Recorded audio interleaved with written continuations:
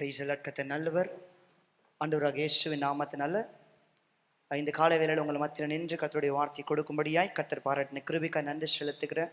அன்போடு கூட அழைத்த பாஸ்டருக்கு இயேசுவின் நாமத்தில் மனதை நன்றி செலுத்துகிற கர்த்தர் நல்லவர்.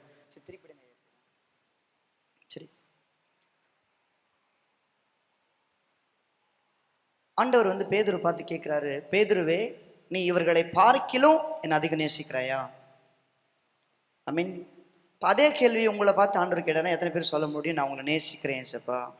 இப்படி இந்த சபையில் இருக்கிற எல்லாரை விட நான் தான் ஏசப்பா உங்களை அதிகமாக நேசிக்கிறேன் அப்படின்னா எத்தனை பேர் சொல்ல முடியும்? ஏசப்பா கையை தூக்கி ஆமேன்னு சொல்கிற பிள்ளைகளை மட்டும் இன்றைக்கி ஆசீர்வதிங்க. பைபிளில் ஒரு வசனம் இருக்குது, உயிரோடு இருக்கிறவங்க ஏதாவது ஒன்று பண்ணுவாங்க. ஆமேன் ஆமேன்னு சொல்லுவாங்க, அல்லேலூயா சொல்லுவாங்க, கையை தட்டுவாங்க, கையை உயர்த்துவாங்க. எது பண்ணாலும் தேவ சமூகத்தில் ஜீவன் இருக்கிறது. ஏன்னா நம்ம ஆராதிக்கிறவர் அவர் ஜீவன் உள்ளவர். அல்லேலூயா, சத்தமா அல்லேலூயா சொல்லுங்க. அல்லேலூயா. ஏசப்பா என் கூட பேசுங்க, நீங்க என்ன சொன்னாலும் நான் கேட்குறேன். ஆமா, சரி, ஒரு வசனத்தை வாசிக்கலாம். 1 சாமுவேல் அதுல 13வது அதிகாரம் 1வது வசனத்தை.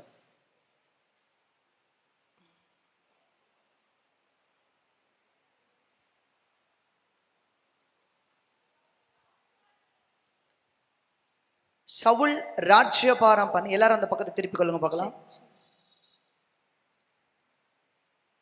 சவுல் ராஜ்யபாரம் பண்ணி 1 வருஷம் ஆயிற்று. அவன் இஸ்ரவேலை 2ஆம் வருஷம் அரசாண்ட போது. போதும். எத்தனை பேருக்கு சவுல் என்கிறதான ராஜா குறித்து தெரியும்? சவுல் என்கிற ராஜா யாருக்கெல்லாம் தெரியும்? சரி, இப்போ சவுல் என்கிறதான ஒரு ராஜா கழுதிய காரணம் தேடி வந்த ஒரு மனுஷனை கர்த்தர் அவர் அந்த நாட்டுக்கு ராஜாவாய் அபிஷேகம் பண்ணுகிறார். சவுல் இஸ்ரவேல் ஜனத்துக்கு அவன் 40 வருஷம் அவன் ராஜாவா என்ன பண்றான், அந்த ஜனங்களை அவன் ஆட்சி பண்ணுகிறான். தெரியும்ல, எத்தனை பேருக்கு தெரியும்? ஆமா, 40 வருடங்கள் இஸ்ரவேல் தேசத்தை அவன் ராஜாவா இருக்கிறான்.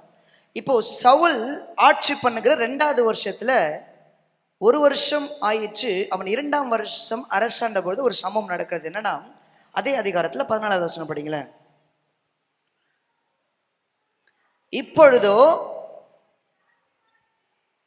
உம்முடைய ராஜ்யபாரம் நிலைநிற்காது. கர்த்தர் தம்முடைய இருதயத்திற்கு ஏற்ற ஒரு மனுஷனை தமக்கு தேடி அவனை கர்த்தர் தம்முடைய ஜனங்கள் மேல் தலைவனாய் இருக்க கட்டளையிட்டார். நல்லா கவனிங்க. இப்போ சவுல் 40 வருஷம் ஆட்சி பண்ணுகிற, அவன் ஆளுகை செய்கிற 2வது வருஷத்துல ஆண்டவர் சொல்றாரு சவுலை பார்த்து, சவுலே, இனிமே உன்னுடைய ராஜ்யபாரம் நிலைநிற்காது. கர்த்தர் தம்முடைய இருதயத்திற்கு ஏற்ற ஒரு மனுஷனை தேடி அவனை தம்முடைய ஜனத்தின் மேல் தலைவனாய் இருக்க கட்டளையிட்டார். அப்படின்னா 2வது வருஷம் ஆட்சி செய்யும் போதே கர்த்தர் தம்முடைய இருதயத்திற்கு ஏற்ற ஒரு மனுஷனை அவர் தேடி கொண்டிருக்கிறார். ஆமென் சொல்லுங்களேன். இப்ப தேடினார்னா நிச்சயமா என்ன பண்ண முடியும்? தேடுங்கள் அப்பொழுது கண்டடைவீர்கள். இப்போ ஆண்டவர் பரலோகத்திலிருந்து தேடும் பொழுது யாரை கண்டுபிடிச்சார் அப்படின்னா, சங்கீதம் 89 அதிகாரம் 20வது வசனம் படிங்களேன். சங்கீதம், என் தாசனாகிய தாவீதை கண்டுபிடித்தேன். நல்லா கவனிங்க. என் இருதயத்திற்கு ஏற்ற ஒரு மனுஷனை நான் தேடி நாங்க போடப்பட்டிருக்கிறது. இப்ப தேடிக்கொண்டிருக்கும் பொழுது என் தாசனாகிய தாவீதை நான் கண்டுபிடிச்சேன் அப்படின்னா, ஆண்டவர் சவுல் கிட்ட சொல்றாரு, சவுலே, உனக்கு அடுத்தது ராஜா வரப்போறது யாரு? சொல்லுங்களேன். தாவீது. இப்ப யாரெல்லாம் பதில் சொல்றாங்களோ அவங்கள மட்டும் ஆசீர்வதிங்க. அவன் நம்ம வேடிக்கை பார்க்க வரல. ஆமாம், நான் ஆராதிக்கும் போது நான் ஆராதிக்கிறதுல ஒரு பைத்தியக்காரன், ஆமேன் சொல்றதுல பைத்தியக்காரன். ஆமேன். ஆமாம், சத்தமாக அந்த ஆமேன் சொல்லும் போது அந்த வார்த்தை அப்படியே என்னோட வாழ்க்கையில் அப்படி நடக்கும்னு நான் விசுவாசிக்கிறேன். இப்போ சவுலுக்கிட்ட சொல்றாரு, சவுலே, அடுத்தது உனக்கு அடுத்து ராஜா வரப்போறது யார் தான்? தாவீது. இப்போ தாவீதை குறித்து ஆண்டவர் சொல்றாரு, என் தாசனாகி தாவீதை என்ன பண்ண கண்டுபிடிச்சேன். இப்போ 2 சாமுவேல் அதில் 5வது அதிகாரத்தில் 4வது வசனம் படிங்களேன்.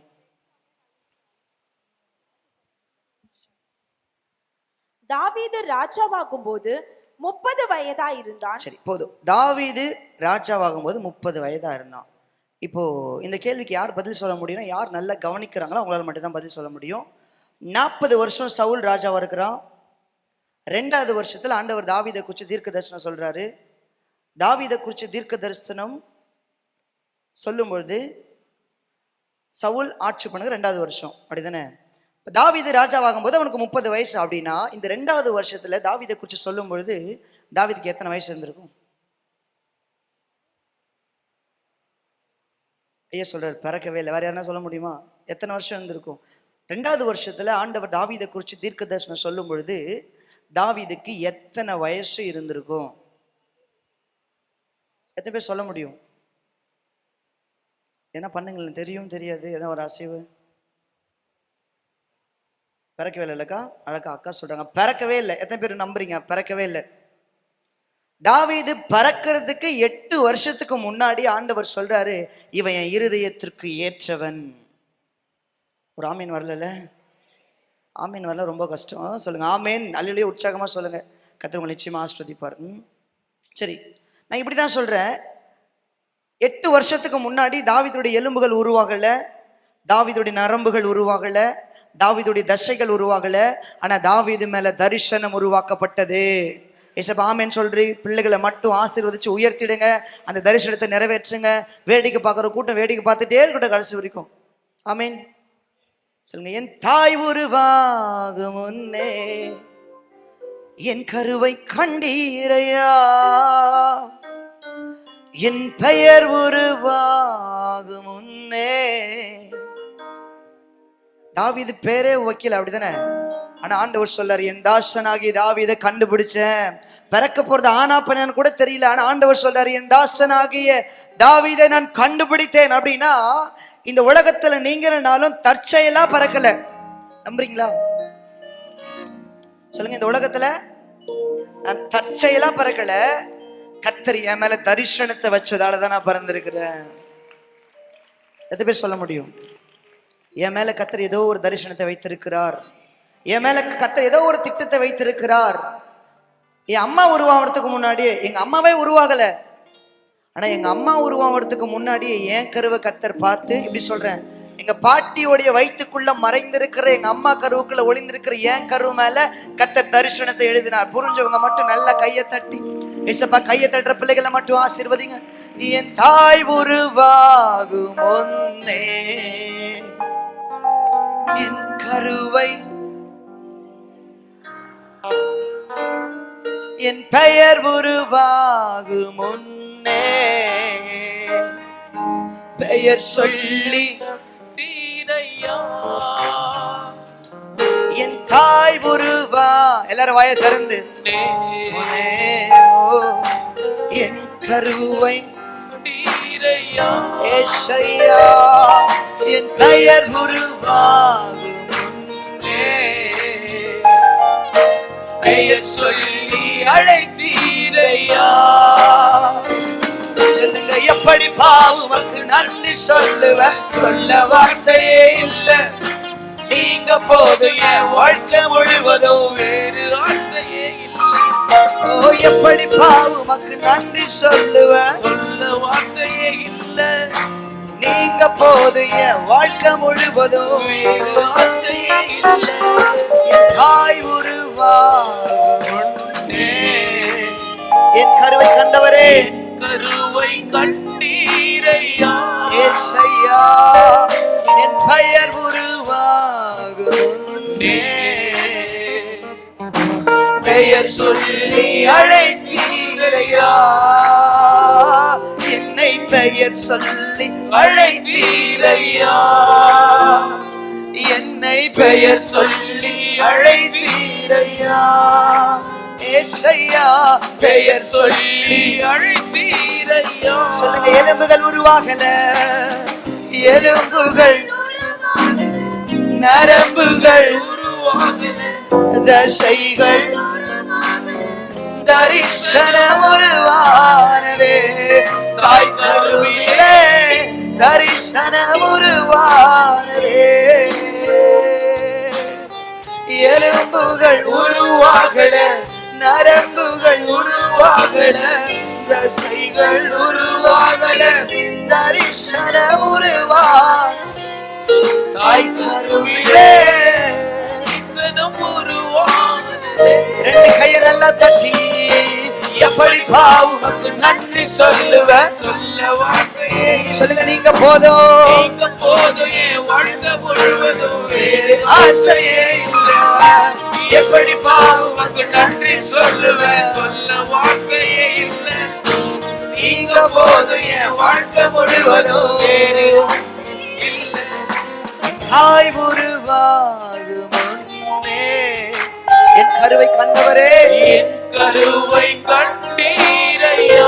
ஏசையா, என் பெயர் உருவாகும்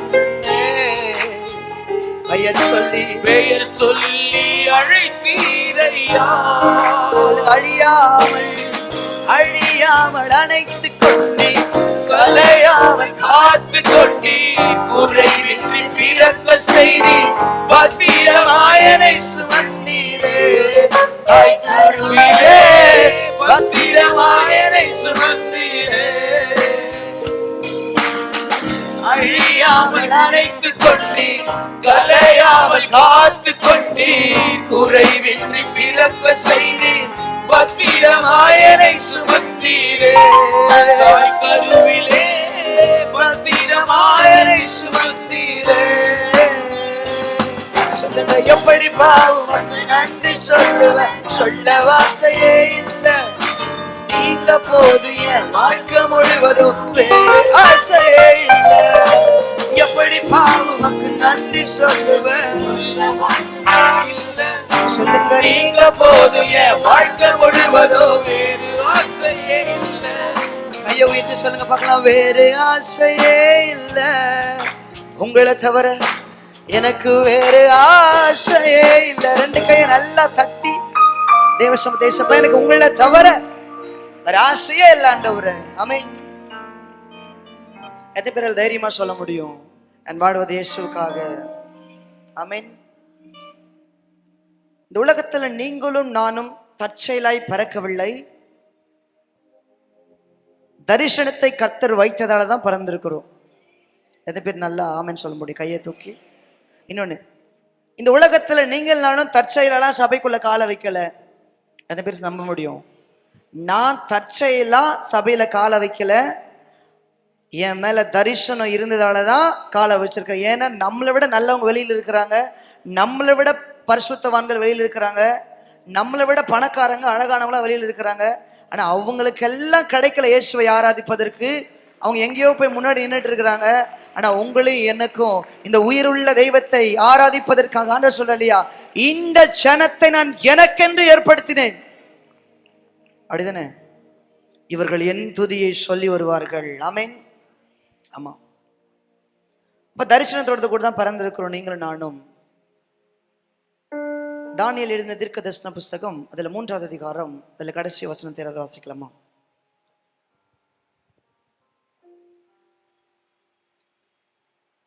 பின்பு ராஜா சாத்ராக் மேஷாக் ஆபேத்நேகோ என்பவர்களை பாபிலோன் தேசத்திலே உயர்த்தினார். சொல்லுங்க, பாபிலோன் தேசத்திலே உயர்த்தினார். ஹல்லேலூயா. யாருக்கெல்லாம் சபையில பைபிளை கொண்டு வர பழக்கம் இருக்கு? சபையில சர்ச்சுக்கு வரும்போது பைபிளை கொண்டு வருவேன். ஆமென். சரி, பைபிளை கொண்டு வர பிள்ளைகளை நிச்சயமா ஆசீர்வதிப்பார். ஏன்னா நான் இயேசுவை ஆராதிக்க வந்திருக்கிறேன். எனக்கு அடையாளமே நான் பைபிளை கொண்டு வரேன். ஆமா தானே? ஆமென். பைபிளை கொண்டு வந்தவங்க மட்டும் அந்த பக்கத்தை திருப்பி மறுபடியும் படிங்களேன். நான் சொல்றேன், மனுஷன் அப்பத்தினால மாத்திரமல்ல, தேவனுடைய வாயிலிருந்து புறப்படுகிற ஒவ்வொரு வார்த்தையினாலும் பிழைப்பான். எத்தனை பேர் நம்புறீங்க? இங்கிருந்து புறப்பட்டு வருகிற வார்த்தை என்னை வாழ வைக்கும். பலிபீடத்திலிருந்து வருகிற வார்த்தை என் வாழ்க்கையை மாற்றிடும். ஆமென்.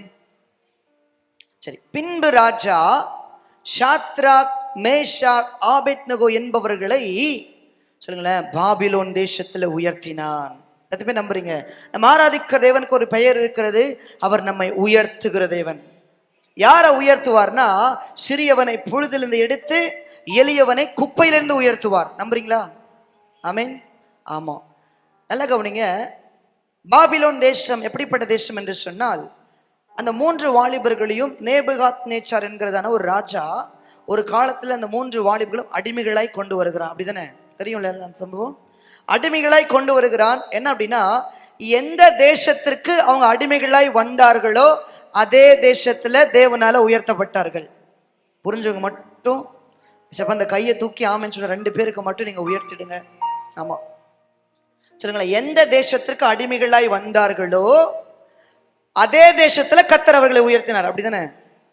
இன்னொன்னு, எந்த ராஜா அவர்களை அடிமைகளாய் கொண்டு வந்தானோ அதே ராஜா உயர்த்தி வைத்தான். எங்க இருக்கிறோன்றது முக்கியம் இல்ல, எப்படி இருக்கிறோன்றதுதான் முக்கியம். ஹல்லேலூயா. ஆமே. நான் பிறந்தது வேணா ஏழையா இருக்கலாம், ஒருவேளை மற்றவங்கள்ட்ட இருக்கிற மாதிரி எங்கிட்ட நல்ல காசு பணம் இல்லாம இருக்கலாம், மற்றவங்கள்ட்ட இருக்கிற மாதிரி என்கிட்ட நல்ல சொத்து இல்லாம இருக்கலாம், பேக்ரவுண்ட் இல்லாம இருக்கலாம். ஆனா என்கிட்ட மற்றவங்க கிட்ட இல்லாத இயேசு என்கிட்ட இருக்கிறாரு. மற்றவங்களுக்கு கிடைக்காத தரிசனம் எனக்குள்ள இருக்கிறது, மற்றவங்களுக்கு கிடைக்காத கிருபை எனக்கு இருக்கிறது. அதனால கர்த்தர் என்னை நிச்சயமாய் உயர்த்துவார். சொல்லுங்க, உயர்த்துவார். எத்தனை பேர் சொல்ல முடியும்? எந்த இடத்துல இருக்கிறோன்றது நம்ம முக்கியமே இல்லை. நான் என்னுடைய இதெல்லாம் மற்றவங்க ஆராதிக்கிறதுக்கும் நான் ஆராதிக்கிறதுக்கும் ஒரு வித்தியாசத்தை கர்த்தர் பார்க்கணும். நான் ஒரு கிறிஸ்தவ குடும்பத்திலாம் பிறக்கல, எனக்கும் இயேசுக்கும் சம்பந்தமே இல்லை. எங்கள் அப்பா அம்மாலாம் பயங்கரமான இந்து. நான் நம்புறேன், அவர் என்னை தாயின் கருவில் உருவாப்பதற்கு முன்னாடியே என் மேல கர்த்தர் தரிசனத்தை வைத்திருக்கிறார். ஏன் கர்த்தர் பின்பு அப்படின்னா, முன்னாடி ஏதோ சம்பவம் நடந்திருக்கு. என்னன்னா, ஒரு பயங்கரமான ஒரு சிலையை அந்த நேபுகாத்நேச்சார் என்கிறதான ஒரு ராஜா நிறுத்தி அவன் சொல்றான், இப்ப இந்த எல்லா ஜனங்களும், எல்லா ஜாதியினரும், எல்லா கோத்திரத்தினரும் இந்த சிலையை வணங்கணும்னு ஒரு பயங்கரமான சட்டம். அப்படி ஒருவேளை சிலையை வணங்கலைன்னா தூக்கி எங்க போட்டுருவாங்க? ஒருவேளை நமக்கு முன்னாடி இப்படிப்பட்ட ஒரு சிலை வந்துச்சுன்னா நெருப்பே தேவையில்லை, நாங்களே வணங்கிடுறோம். நம்மளும் அப்படிப்பட்ட ஆட்கள், அப்படி தானே? சின்ன சின்ன விஷயத்துக்கெல்லாம் மறுதளிக்கிற கூட்டம். ஆனால் இந்த 3 பிள்ளைகளுக்கும், இந்த 3 பேருக்கும் ஒரு இந்த 3 பேருமே வாலிப பிள்ளைங்க. இன்னொன்று, கூட அவங்க அப்பா அம்மா இல்லை, கரெக்டா? கூட சொந்தக்காரங்க இல்லை, கூட நண்பர்கள் இல்லை, யாருமே இல்லாமல் அனாதையாய் ஒரு நாட்டில் தன்னுடைய சொந்த தேசத்தை விட்டு, தன்னுடைய சொந்த ஜனங்களை விட்டு, தன்னுடைய சொந்த காரங்களை எல்லாத்தையும் விட்டுட்டு ஏதோ ஒரு அந்நிய நாட்டில் அடிமைகளாக இருக்கிற அந்த பிள்ளைகளுக்கு எப்படி இந்த வைராக்கியம் வந்துச்சுல? இத்தனைக்கும் யாரு முன்னாடி தைரியமா பேசுறாங்க அப்படின்னா, அந்த நேபுகாத்நேச்சார் அவங்க நாட்டுக்கு போயிட்டு அவங்களை அடிச்சு உதைச்சி அவங்க நாட்டை தீக்கரையாக்கிட்டு இந்த பிள்ளைகளை அடிமைகளாய் கொண்டு வந்து நிறுத்துற அந்த ராஜாவுக்கு முன்னாடி நம்மள அந்த பயங்கரமா பயப்படுவோம். ஆனா இந்த 3 பேரும் சொல்றாங்க, நேபுகாத்நேச்சாரே, நாங்கள் ஆராதிக்கிற எங்கள் தேவன் எங்களை தப்புவிக்க அவர் வல்லமை உள்ளவராய் இருக்கிறார். இது யாரால தெரியுமா தைரியமா சொல்ல முடியும்? சண்டே கிறிஸ்துவர்களெல்லாம் சொல்லவே முடியாது. சண்டே கிறிஸ்துவர்கள் ஞாயிற்றுக்கிழமை மட்டும் வந்துட்டு போயிடுவாங்க, அதுவும் லேட்டாக தான் வருவாங்க. ஆமா தானே? 7 மணிக்கு மேரேஜுக்கு போகணும்னா 5 மணிக்கே எழுந்து என்ன ட்ரெஸ் என்ன சாரி எல்லாம் செலக்ட் பண்ணி போவாங்க. ஆனால் சர்ச்சுக்கு வரும்போது ஒருத்தரா வருவாங்க. யார் இப்படிப்பட்ட காரியங்கள் செய்வாங்கன்னா, இந்த வைராக்கியமா இருக்கிற ஒரு கூட்டம் இருக்கு தெரியுமா? இவங்க சர்ச்சை ஆரம்பிக்கிறதுக்கு முன்னாடியே வந்து தேவ சமூகத்தில் காத்திருப்பாங்க. ஏன்னா இவங்களுக்கு தெரியும், என்னை உருவாக்கினவர் இயேசு, என்னை உண்டாக்கினவர் இயேசு, என்னை தாயின் கர்ப்பத்தில் வேர் பிரித்தவர் இயேசு. எது சும்மா சர்ச்சைக்கு வந்துட்டு போகிற ஒரு கூட்டமாய் இருக்கக்கூடாது. நீங்களும் நானும் எழுப்புதலை கொண்டு வருகிற கூட்டமாய் மாறணும். ஆமென் சொல்ற இந்த 2 பாட்டிமார்களை மட்டும் ஆசீர்வதிங்க ஏசப்பா. வாலிபர்கள் கையெல்லாம் உயரவே இல்லை.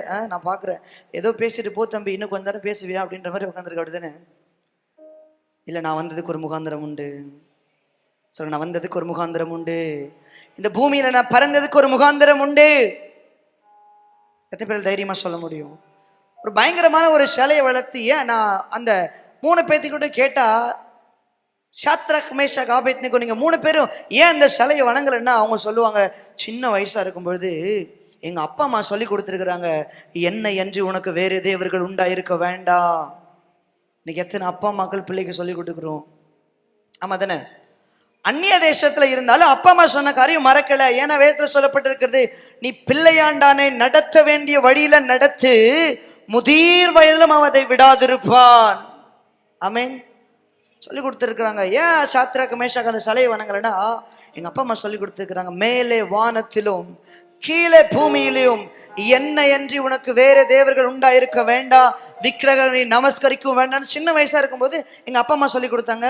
இன்னைக்கு நாங்கள் அடிமைகளாய் வந்திருந்தாலும் எங்கள் அப்பா அம்மா சொல்லி கொடுத்த காரியம்லாம் மறந்துடாது. எங்கள் அப்பா அம்மா ஆராதிக்கிற அதே தெய்வம் தான் நானும் ஆராதிக்கிறேன். நான் சொல்லுவா, அப்பா அம்மா நம்ம ஜெபம் பண்ணா நம்ம பிள்ளைங்க ஜெபம் பண்ணுவாங்க. ஆமீன் வரல? அப்பா அம்மா நம்ம ஆராதிச்சா நம்ம பிள்ளைங்க ஆராதிப்பாங்க. நம்ம அப்பா அம்மாவாகிய நம்ம தேவ சமூகத்தில் கையை உயர்த்தி ஆமேன்னு சொன்னா, என்னை பார்த்துட்டே இருக்கிற என் பிள்ளை கையை உயர்த்தி ஆமேன்னு சொல்லுவாங்க. நம்ம எதுவுமே சைலண்டா இல்லைன்னா நம்ம பிள்ளை லேட்டஸ்டாக உட்காந்துருப்பாங்க சர்ச்சில். ஆமீன் எத்தனை பேர் சொல்ல முடியும்? என் பிள்ளைக்கு ஒரு பயங்கரமான டீச்சரே நான் தான். என்னை பார்த்து என் பிள்ளை வளரணும் நம்புறவங்க மட்டும். ஆமீன். யார் ராஜாவா இருந்தாலும் எனக்கு பிரச்சனை இல்லை, என்ன சொன்னாலும் எனக்கு பிரச்சனை இல்லை. எனக்கு ஒண்ணு தெரியும், நான் ஆராதிக்கிற தேவன் ஒருவர் இருக்கிறார். அவர் அக்கினி சூளைக்கும் ராஜாவாக உம்முடைய கரத்திற்கும் என்னை தப்புவிப்பார். ஆமென். அது பேர் சொல்ல முடியும் தைரியமா? பாருங்களேன், இயேசுக்கு எனக்கும் சம்பந்தமே இல்லாத ஒரு இந்து குடும்பத்தில் தான் நான் பிறந்தேன். எனக்கு இயேசுனா யாருன்னே தெரியாது. 5 வயசு வரைக்கும் நான் எங்கள் அப்பா அம்மாவோட கூட வளர்க்கப்பட்டேன். 5 வயசுக்கு அப்புறமா எங்கள் அப்பா அம்மா தம்பி தங்கச்சி எல்லாம் டெல்லியில் இருந்தாங்க. இந்த 5 வயசுக்கு அப்புறமா டெல்லியிலேருந்து என்னை கொண்டு வந்து கள்ளக்குறிச்சி பக்கத்தில் கிராமத்தில் விட்டுட்டு போயிட்டாங்க, எங்கள் பெரியம்மா வீட்டில். இப்போ நான் வளர்க்கப்பட்டது எல்லாமே என்னோடய சொந்தக்காரங்க வீட்டில் தான். நான் எங்கள் ஃபேமிலியில் நான் தான் அதிகமாக படிச்சிருக்கிறேன், 9th வரைக்கும். இந்த உலகத்திலேயே தகுதிக்கு மேலே ஒருத்தர் ஆஸ்வதிக்க முடியும்னா அதே சொல்ல மட்டும்தான். உன் படிப்புக்கு மேலே உயர்த்தி வைத்து அழகு பார்க்க முடியும்னா நீங்களும் நானும் ஆராதிக்கிற இந்த இயேசு ஜீவன் உள்ளவர், மரணத்தை வென்று 3ஆம் நாள் உயிரோடு கூட எழுந்தவர். ஆமென். நான் ஆராதிக்கிற நேரத்தை எல்லாம் நான் நம்புறேன், என்னை சுற்றி சுற்றியே வருகிறவர். என்கிட்ட ஏதாவது அசைவு இருக்கான்னு பார்க்குறாரு. 5 வயசுக்கு மேலே பெரியம்மா வீட்டில் தெரியும் இல்லையா, அம்மா வீட்டில் வளர்றதுக்கும் மற்றவங்க வீட்டில் வளர்றதுக்கும் ஒரு வித்தியாசம். ஆமாம் தானே? பாசத்துக்காக ரொம்ப ஏங்குற நாட்கள். வருஷத்துக்கு ஒரு முறை தான் அப்பா அம்மா ஊரில் டெல்லியிலேருந்து வருவாங்க. டெல்லியிலேருந்து வரும்போது சொல்லுவாங்க, நான் தான்ப்பா உங்க அம்மா அப்படின்வாங்க. ஏன்னா இப்போ இருக்கிற மாதிரி வாட்ஸ்அப் இல்லை, ஃபேஸ்புக், கால், அந்த எந்த வசதியுமே இல்லை. லெட்டர் மட்டும்தான் போடுவோம். வருஷத்துக்கு ஒரு முறை இல்லை 1.5 வருஷத்துக்கு ஒரு முறை தான் டெல்லியிலேருந்து எங்கள் அப்பா அம்மா வந்து, ஏன்னா பார்த்தா தானே தெரியும் அப்பா அம்மாவுடைய முகம் பார்த்தியும். நம்ம வளர்ந்தது எல்லாமே பெரியம்மா முகத்தை பார்த்து பார்த்து அவங்கள அம்மான்னு தான் சொல்லி கூப்பிடுவோம். இப்போ எங்கள் கிராமன்றதால எங்கள் கிராமத்தில் மாடு இருக்கும். அந்த மாட்டுடைய சாணிலாம் அல்றதான் என்னுடைய வேலை. மாட்டு சாணி எல்லாம் தான் எனக்கு ஒரு டம்ளர் கூடு கொடுப்பாங்க, பழைய சாதம் கொடுப்பாங்க. லீவ்லாம் விட்டாங்கன்னா நண்பர்கள் விளையாடுறதுக்கு போவாங்க, ஆனால் என்னை மட்டும் மாடு மேய்க்க அனுப்புவாங்க. ரொம்ப கஷ்டப்பட்ட நாட்கள் சின்ன வயசில் சாப்பாட்டுக்காக. அந்த தெருவுலேயே வந்து வேஸ்ட்டாக போகிற சாப்பாடுலாம் இருக்குது தெரியுமா, அந்த நுரை வந்த சாப்பாடு, பழைய 2 நாள் 3 நாளான சாப்பாடு எல்லாமே மாட்டுக்கு கொட்டுறதுக்கு முன்னாடி என்கிட்ட கேட்பாங்க, இந்த மாட்டுக்கிட்ட நீ சாப்பிட்றியா அப்படின்னா நான் சாப்பிட்றேன். ஏன்னா நமக்கு சோறு தானே முக்கியம், சாப்பாடு கிடைக்காது, எப்படி இருந்தாலும் பரவாயில்ல, அது ஒரு மாதிரி இருக்கும். அதில் உப்பு போட்டு அந்த அந்த சாப்பாடு எத்தனையோ நாட்கள் சாப்பிட்டு இருக்கிறேன். நான் ஸ்கூல் போனதுக்கான மெயின் காரணமே ஸ்கூலில் சாப்பாடு போடுவாங்க பார்த்துருக்கீங்களா, இந்த ஸ்கூல் சாப்பாடு வாங்கி சாப்பிட்றதுக்காக தான் ஸ்கூல் போனேன். ஏசுக்கு எனக்கும் சம்மந்தமே இல்லை, ஏசுனா யாருன்னே தெரியாது, சர்ச்சுக்கே போனது கிடையாது. நான் முதல்ல இயேசுவை பற்றி எப்போ கேள்விப்படுறேன் அப்படின்னா, என்னுடைய 12வது வயசில், அதாவது நான் 7th படிக்கும்போது இயேசுவை பற்றி கேள்விப்படுறேன். ஏற்கனவே சொன்னேன் இல்லையா, தேவ சமூகத்தில் நம்முடைய ஒவ்வொரு அசைவுக்கும் ஜீவன் இருக்கிறது, நம்முடைய ஒவ்வொரு அசைவுகளையும் பரலோகம் கவனிக்கிறது. நிறைய சின்ன பசங்க ஓடி வந்து உட்காந்தாங்க.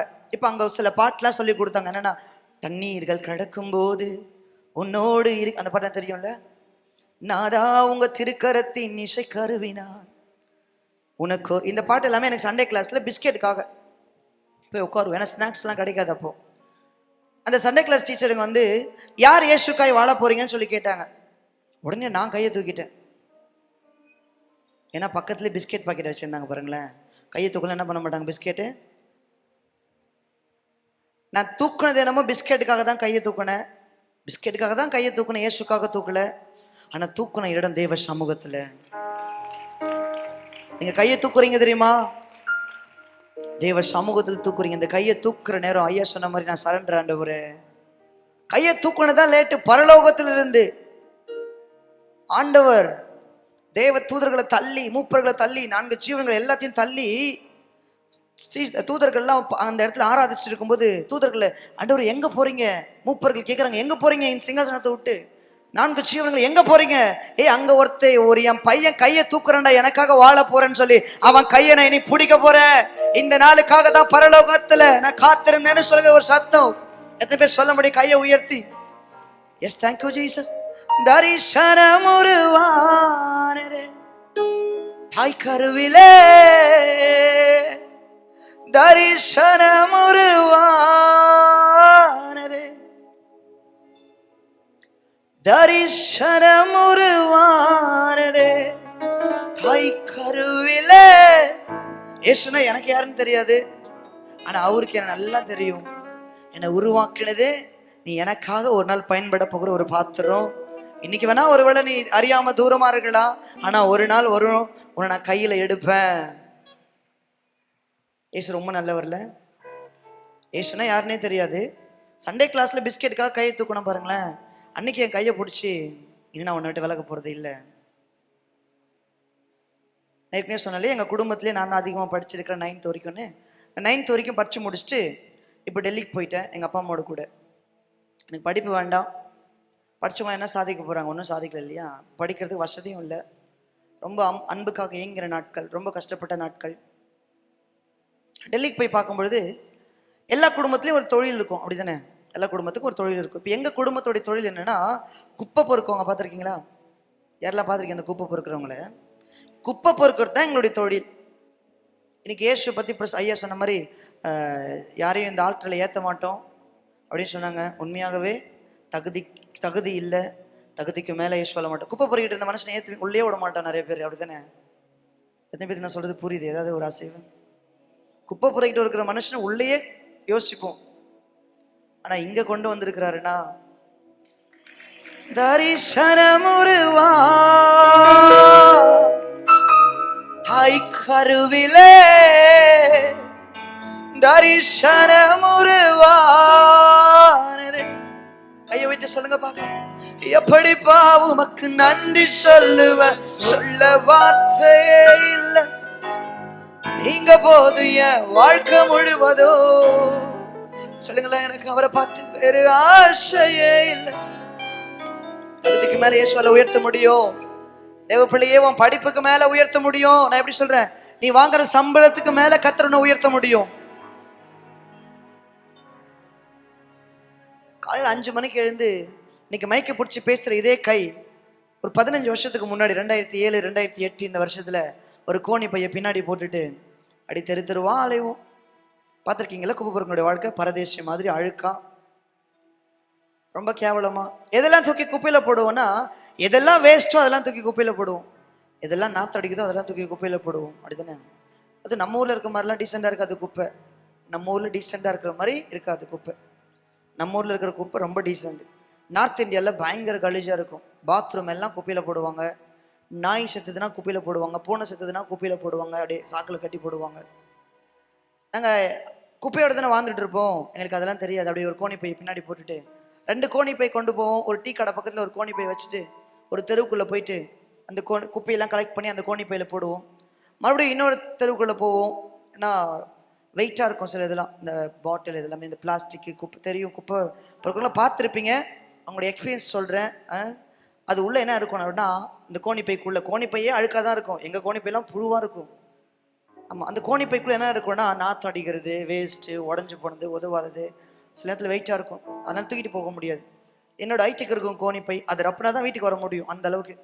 அப்போ தெரு தெருவாக அலைவோம். சொல்லுவாங்க இல்லையா, ஆளும் வளரணும் அறிவும் வளரணும்னு சொல்லுவாங்க இல்லையா.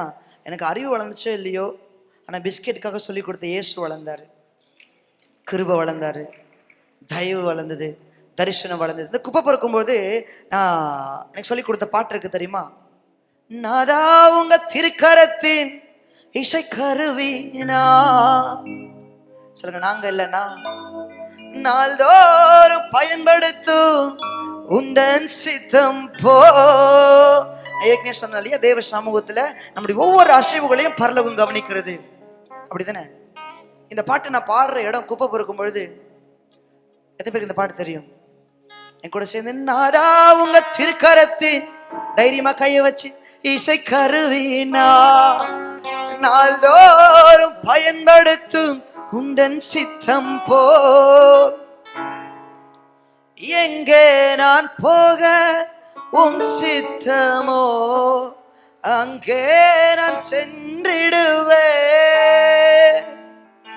எங்கே நான் போக உன் சித்தமோ அங்கே நான் சென்றிடுவே.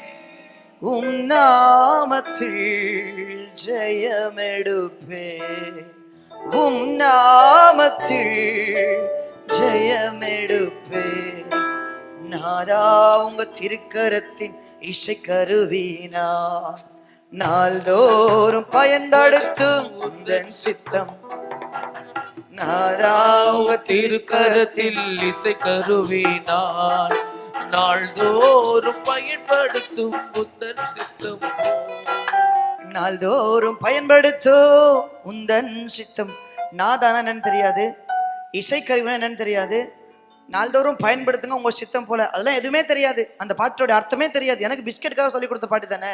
எனக்கு சின்ன வயசுல இருந்து பாட்டுலாம் ரொம்ப பிடிக்கும். அதனால என்ன பாட்டு சொல்லி கொடுத்தாலும் நான் சினிமா பாட்டுல ரொம்ப பைத்தியம். எல்லா பாட்டையும் மெமரி பண்ணுவேன். அதே மாதிரி இந்த பாட்டையும் மெமரி பண்ணி குப்பை பொறுக்கும் பொழுதெல்லாம் ஒரு கோணி பையை பின்னாடி போட்டுட்டு தெருவில் நடந்து போகும்போது இந்த பிளாஸ்டிக்கு, வேஸ்டான பேப்பரு இதெல்லாம் கிடக்கும் இல்லையா, அதெல்லாம் தூக்கி அப்படியே குப்பையில் போடும்பொழுது, நாதா உங்க திருக்கரத்தின் இசை கருவி. ஒரு குப்பையில் நாய் அதுக்கு என்ன தேவையோ நாய் தேடிட்டு இருக்கும், பன்னி அதுக்கு என்ன தேவையோ பன்னி தேடிட்டு இருக்கும். தெரியும் இல்லையா பன்னிக்கு என்ன தேவைன்னு?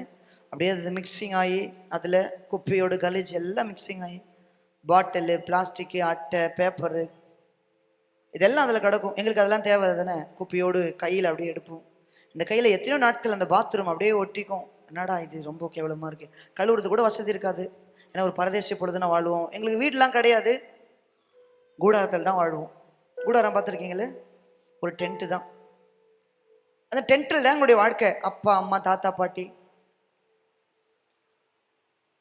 அந்த டென்ட்டில் மழை அடித்தாலும் புயல் அடித்தாலும் குளிர் அடித்தாலும் அந்த டென்ட்டுக்குள்ளே தான், அந்த பேப்பர் டென்ட் தான் எங்களுடைய வாழ்க்கை.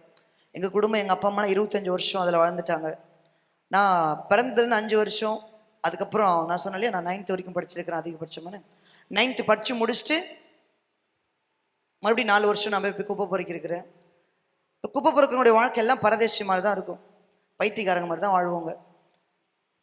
ஆண்டவர் பார்த்தாரு, என் கரத்தில் இசைக்கருவியா இருக்க வேண்டிய நீ இருக்க வேண்டிய இடம் குப்பை பொறுக்கிற இடம் இல்லை.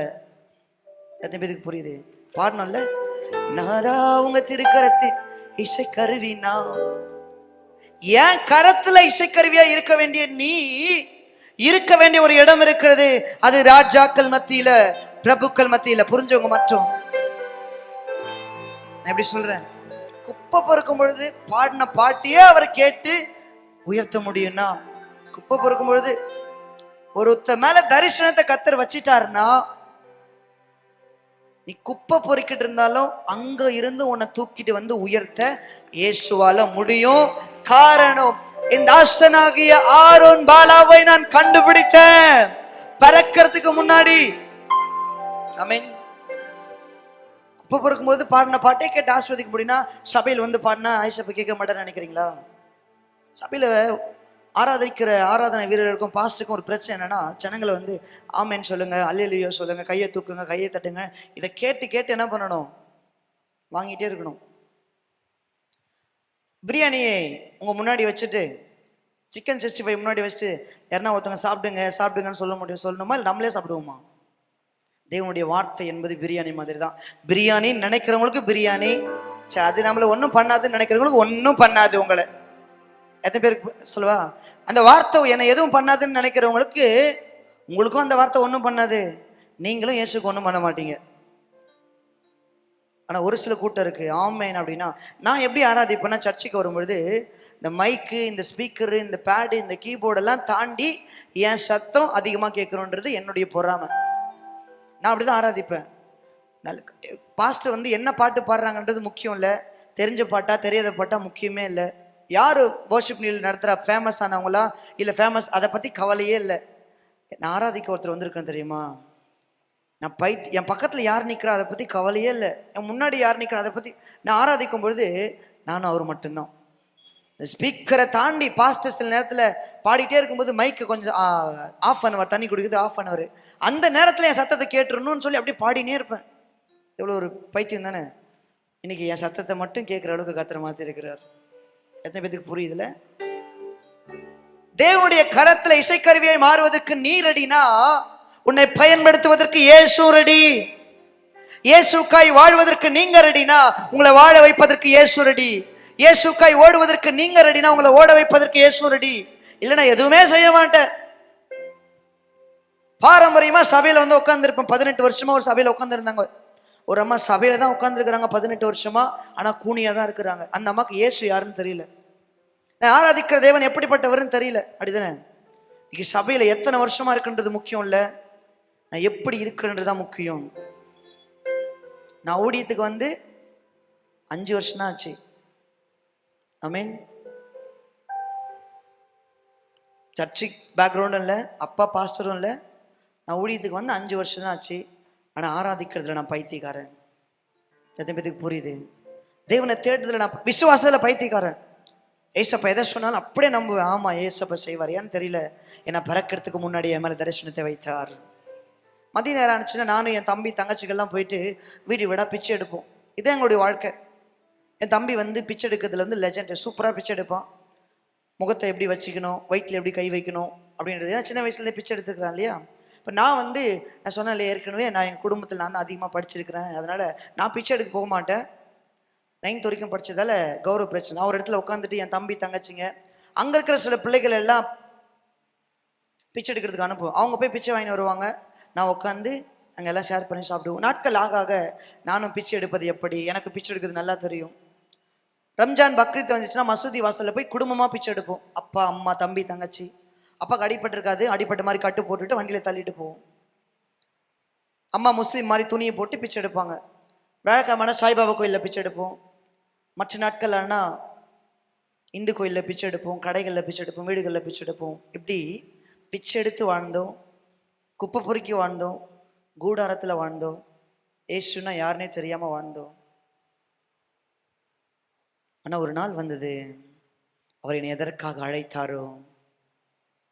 ஆமீன் சொல்கிற அந்த அம்மாவை மட்டும் ஆசீர்வதிங்க ஏசப்பா. இந்த சாட்சியெல்லாம் உங்கள்கிட்ட நான் சொல்கிறதுக்கு காரணம் என்ன தெரியுமா? நீங்கள் என்னை பார்த்து பரிதாபப்படணும்னு நான் சொல்லலை. ஐயோ அப்படியா, இல்லை இல்லை, என் தேவன் பெரியவர் நான் சொல்கிறேன். நான் யோசிக்கிறேன், ஆண்டவரே எத்தனையோ குப்பை பொறுக்கிறவங்க இருக்கிறாங்களா? எத்தனையோ பிச்சை எடுக்கிறவங்க இருக்கிறாங்க, அப்படிதானே? எத்தனையோ பேர் நம்ம தெருவில் இருக்கிறாங்க.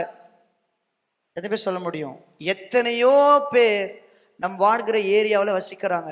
அவங்களாம் சர்ச்சுக்கு வான்னாலும் வரமாட்டாங்க, அப்படிதானே? கூப்பிட்டாலும் வரமாட்டாங்க. ஆனால் நீங்களும் நானும் தேவ சமூகத்தில் வந்து உட்காருவோம். காரணம் என்ன தெரியுமா? இது என்னால் உண்டானது அல்ல. ஒருவேளை இன்னைக்கு இயேசு வந்தாலும் நான் பரலோகத்தில் இருப்பேன்னு நம்பிக்கை உங்களுக்கு எனக்கும் இருக்கா? ஆனால் அவங்களுக்கு அந்த நம்பிக்கையே இல்லை, அப்படிதானே? என்னுடைய ஆசை, என்னுடைய தாகம் எல்லாம் என்னை அவர் எதற்காக பிடித்தாரோ. அதிக நேரம் தேவ சமூகத்தில் போய் கதறி கதறி அழுகிற சம்பவம் என்னன்னா, எத்தனையோ பேர் இருக்காங்க ஏசப்பா, அப்படிதானே? எத்தனையோ பேர் இருக்கிறாங்க. அது மட்டும் எப்படி தெரியுமா உயர்த்தி வச்சிருக்காரு? இந்த தாய் உருவாக முடியும் என்கிற பாடலை யூடியூப்ல போட்டு 4 மாதம் ஆக போகுது, இன்னும் ஆகலை. நான் போட்டது என்னன்னா, இந்த குப்பை பொறுக்கிறவங்க ஒரு பாட்டு பண்ண யார் பாட போறா?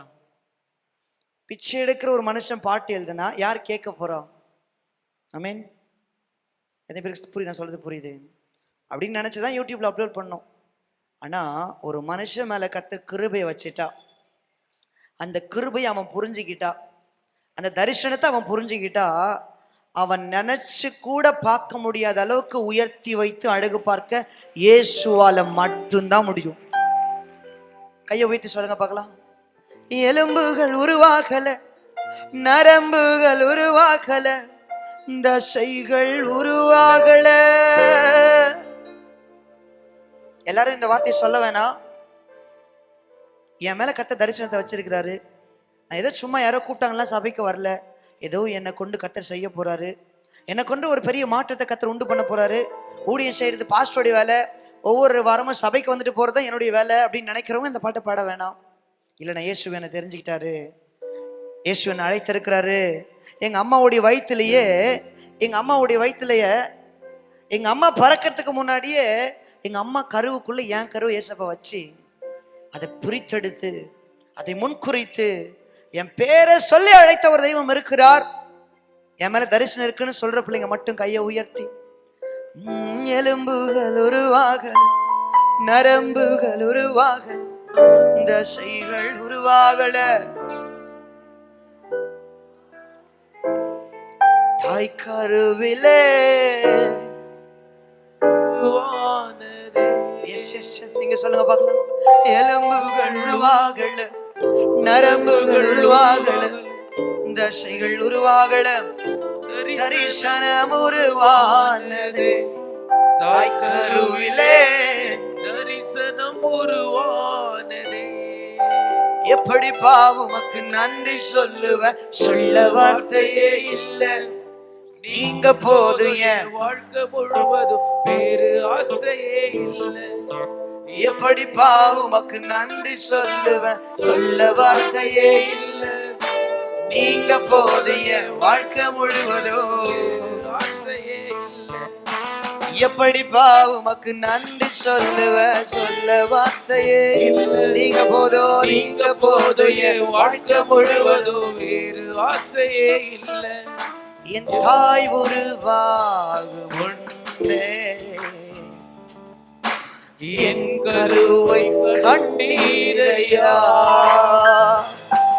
என் பெயர் உருவாகும் முன்னே பெயர் சொல்லி அழைத்தீரையா. ஹல்லேலூயா. நான் பாடின யார் இந்த பாட்டு கேட்க போறேன்னு நினைச்சுதான் யூடியூப்ல போட்டேன். ஆனா கர்த்தர் நல்லவர். இன்னைக்கு 4 மாசம் ஆகல, 40 லட்சம் பேர் இந்த பாட்டை கேட்டு ஆஸ்வதிக்கப்பட்டிருக்கிறாங்க. சொல்லுங்க, 40 லட்சம் பேர். நான் கனவுல கூட நினைக்கல. சரி, கேட்குறாங்க, ஓகே, வியூஸ் போகுது, நம்பர் போகுது, அது முக்கியம் இல்லை. ஒவ்வொரு நாளும் சாட்சியை கேட்கும்போது அக்டோபர் 13ஆம் தேதி யூடியூப்ல அப்லோட் பண்ணோம். அந்த 17 நாள் கொஞ்சம் ஸ்லோவா போயிட்டு இருந்துச்சு. ஆனால் நவம்பர் மாதம் வந்ததுக்கு அப்புறம் ஒரு ஸ்பீட் எடுத்துச்சு பாருங்களேன். புதுசா கால் வந்துட்டே இருக்கு. அன்னைக்கு கர்த்தர் கையில் எடுத்தார். இது வரைக்கும் ஓட வச்சுட்டே இருக்கிறார், ரெஸ்டே இல்லை. இன்னைக்கு மட்டும் இதை முடிச்சுட்டு ஈவினிங் எனக்கு இன்னும் 3 சர்ச்சில் பேசணும். இந்த சர்ச்சோட சேர்த்து இது 4வது சர்ச். நேற்று 2 சர்ச்சில் பேசினேன். இந்த மே மாதம் வரைக்கும் கர்த்தர் ஃபுல் ஷெடியூல் கொடுத்துட்டார். ஏப்ரல் மாதத்தில் கர்த்தர் மலேசியாவுக்கு கொண்டு போகிறார். குப்பை பொறுக்குன்னு ஒரு மனுஷனை, பிச்சை எடுத்த ஒரு மனுஷனை மீட்டிங் புக் பண்ணுறதுக்கு மலேசியாவிலேருந்து நேராக வீட்டுக்கே வந்தாங்க. எவ்வளோ பெரிய தெய்வம் இல்லை? நிறைய நேரத்தில் அழுவும், என்கிட்ட என்ன இஷ்டப்ப பார்த்தீங்க, என்கிட்ட என்ன ஆண்டவரே கண்டீங்க. எத்தனையோ பேர் இருக்கிறாங்கல்ல, நிறைய வர்ஷிப் லீடர் இருக்கிறாங்க, ஃபேமஸானவங்க இருக்கிறாங்க, பரிசுத்தமாக இருக்கிறாங்க, வைராக்கியம் பாராட்டுறவங்க இருக்கிறாங்க. அப்படி தானே? தாத்தா பாஸ்டர், அப்பா பாஸ்டர், பேர இப்படி பாரம்பரியமாக வந்தவங்களாம் இருக்கிறாங்க. இப்படிதான் வாழ்வான்னு சொல்லி வைராக்கியமாக இருக்கிறவங்களும் இருக்கிறாங்க. ஆனால் எனக்கு எந்த தகுதியுமே இல்லை. சர்ச்சுக்கு கூட்டணும், கையை பிடிச்சி சர்ச்சுக்கு கூட்டணும் போய் விடுறதுக்கு அம்மா இல்லை. பைபிளை படின்னு சொல்கிறதுக்கு அப்பா இல்லை. எங்கள் அம்மா சொன்னாங்க, நீ சர்ச்சுக்கு போனால் பிச்சை தான் எடுப்பேன். ஆல்ரெடி பிச்சை தானம்மா நம்ம எடுத்துகிட்டு இருந்தோம்ல.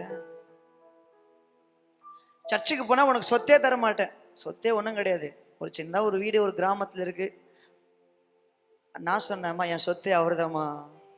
சின்ன சின்ன விஷயத்துக்கெல்லாம் மறுதளிக்கிறோம்ல நம்மலாம். இல்லை, நான் சொல்லுவேன், எங்கள் அம்மாவை விட நான் உங்களை அதிகமாக நேசிக்கிறேன் சப்பா. எங்கள் அப்பாவை விட உங்களை அதிகமாக நேசிக்கிறேன். எதை தைரியமாக சொல்ல முடியும்? என் கணவனை விட, என் மனைவியை விட, இந்த உலகத்திலேயே உண்மையான அன்பு இயேசுடைய அன்பு தான். நம்புறீங்களா?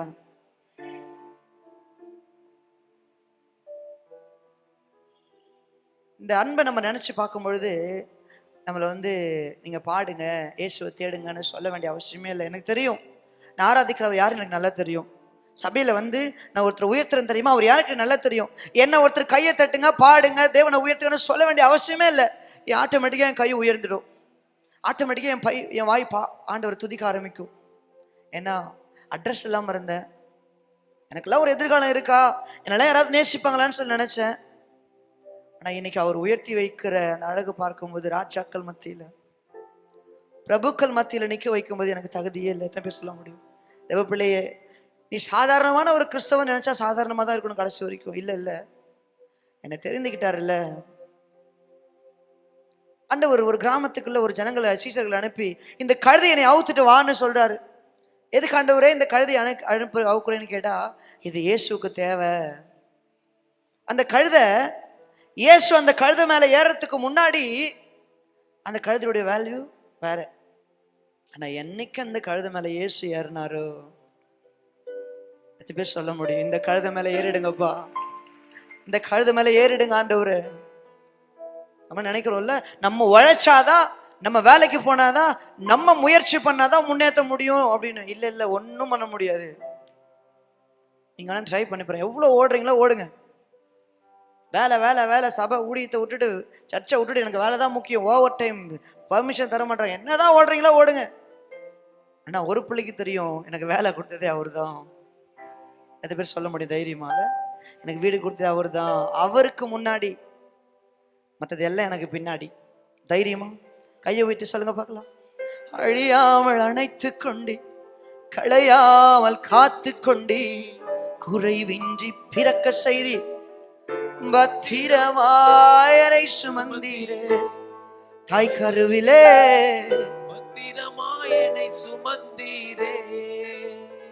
எப்படி உமக்கு நன்றி சொல்லுவேன், சொல்ல வார்த்தையே இல்லை. நீங்க போதும், நீங்க போதும், என் வாழ்க்கை முழுவதும் வேறு ஆசையே. எப்படி உமக்கு நன்றி சொல்லுவேன், சொல்ல வார்த்தையே இல்ல.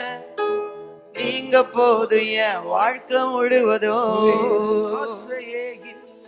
எவ்வளவு நல்லவர்னா, நீ கனவுல கூட நினைச்சு பார்க்க முடியாத அளவுக்கு உயர்த்தி வைப்பார். இந்த இன்னைக்கு இந்த பாட்டை பாடாத திருச்சபையே இல்லை. எல்லா திருச்சபைகளும் எப்படிப்பா உமக்கு பாடிட்டே இருக்கிறாங்க, வீடியோ கிளிப் அனுப்புறாங்க. எங்க பொறுத்த இது பாடுறாங்க, இது ஜெர்மனியில பாடிட்டு இருக்கிறாங்க, ஒரு சர்ச்சில் மலேசியால பாடுறாங்க, நெதர்லாந்துல பாடுறாங்க, கனடால பாடுறாங்க, சிங்கப்பூர்ல பாடுறாங்க, வீடியோ அனுப்பிச்சிட்டே இருக்கிறாங்க. இது உங்க பாட்டு பிரதர். சமீபத்தில் ஒரு டிவி வந்து ஒரு சேனல் டாப் 5 சாங் ஒரு லிஸ்ட் அனுப்புனாங்க. அதாவது வந்த சாங்லேயே டாப் 5. அந்த சாங்ல குப்பை பொறுக்கி வாழ்ந்துட்டு இருந்தேன் தெரியுமா, பிச்சை எடுத்து தெரியுமா, என் சாங் தான் ஃபர்ஸ்டே இருக்கு டாப் 5ல. எனக்கு என்ன சொல்றேனே தெரியல. டிவியில டெலிகாஸ்ட் பண்றாங்க, 2வது இடத்துல ஜான் ஜபராஜ் அண்ணா பாட்டு. எவ்வளவு பெரிய லெஜண்ட் ஜான் ஜபராஜ், அவரு பாட்டே 2வது போய் ஆண்டவர் ஏன் சாங்க குப்பை பொறுக்குன்னு ஒரு மனுஷனுடைய பாட்டை முதல் இடத்துல. எவ்வளவு நல்லவர்ல. தைரியமா ஏசப்பா சொல்லுங்க, ஏசப்பா குப்பை பொறுக்கிற ஒரு மனுஷனை உயர்த்தி வைக்க முடியும்னா இப்படி சொல்லுங்க, என் பிள்ளைய நீங்க உயர்த்தி தான் ஆகணும். சண்டை போடுறதுங்க தப்பே இல்லை. நானா தான் சண்டை போடுவேன், ஏசப்பா நீங்க அவனை மட்டும்தான், அவன் அந்த எந்த தெய்வத்தை ஆராதிக்கிறானோ அதே தெய்வத்தை நானும் ஆராதிக்கிறேன். கரெக்டா? அவன் எந்த பைபிளை படிக்கிறானோ அதே பைபிளை தான் நானும் படிக்கிறேன். ஆமென். எத்தனை பேர் சண்டை போடு ரெடி? அவனை நீங்க உயர்த்த முடியும்னா என் பிள்ளைய உயர்த்துங்க, என் பிள்ளைய ஒரு பெரிய ஜாதியை மாத்துங்க. இப்படி சொல்லுங்க, என் கணவரும் ஊழியம் செய்யணும், என் மனைவியும் ஆமென் சொல்றவங்களுடைய கணவர்லாம் ஊழியக்காரராய் மாறுவதாக இயேசுவின் நாமத்துல. ஆண்டவர் சொல்ற என்ன தெரியுமா, பலிபீடத்தில் நீ சொல்ற வார்த்தை யாரெல்லாம் அதை அப்படியே கேட்ச் பண்றாங்களோ அவங்க வாழ்க்கை அப்படியே நடக்கும். ஆமா தானே? யார் கேட்ச் பண்ணாம அப்படியே விட்டுட்டாங்களோ அந்த வார்த்தை அப்படி திரும்பி எங்ககிட்டே வந்துடும். அதனால இப்ப நான் மறுபடியும் சொல்றேன், ஏசப்பா யார் உங்களை ஆராதிக்கிறாங்களோ அவங்கள நல்லா உயர்த்தி வைங்க. ஆமென். உங்க பிள்ளைகளை கர்த்தர் உயர்த்துவார், உங்க கணவரை உயர்த்துவார். உங்க கர்ப்பத்துல கர்த்தர் நல்ல கனிய ஆல்ரெடி தரிசனத்தை உண்டாக்கிட்டாரு, ஆல்ரெடி தரிசனத்தை உங்க கருவுக்குள்ள வச்சிட்டாரு. அந்த தரிசனத்தை நிறைவேற்றுவதற்கு சீக்கிரத்துல எலும்புகளை கொடுப்பாரு. நீ பெற்றெடுக்க போற குழந்தை இப்ப இருந்தே சொல்ல, ஏசப்பா இது ஊழியக்காரன், இது ஊழிய. எத்தனை பேர் சொல்ல முடியும்? உங்க வாஞ்சதான். நான் சொல்ல உங்க வாஞ்சதான். ஆண்டவர் சொல்றாரு இல்லையா, இங்க யாரோ என்ன தொட்டாங்க ஆண்டவரே, நிறைய பேர் நெருக்கிட்டு இருக்கிறாங்க, யாரோ தொட்டாங்கன்னு சொல்றீங்களா அப்படின்னா, இல்லப்பா நிறைய பேர் உட்காந்துருக்குறாங்க. இவங்களாம் எப்படா டைம் முடியும், எப்படா இவன் மைக்கு வச்சுட்டு வீட்டுக்கு போவான்னு பார்த்துட்டு உட்காந்துருக்குறாங்க. ஆனா ஒரு சிலர் உட்காந்துருக்குறாங்க, இந்த வார்த்தை என் வாழ்க்கையை மாற்றிடாதா, அவனை உயர்த்தின ஆண்டவர் என்ன உயர்த்த மாட்டாரா? இது ஆண்டவருடைய சத்தம். அப்படிதானே? ஆமா தானே?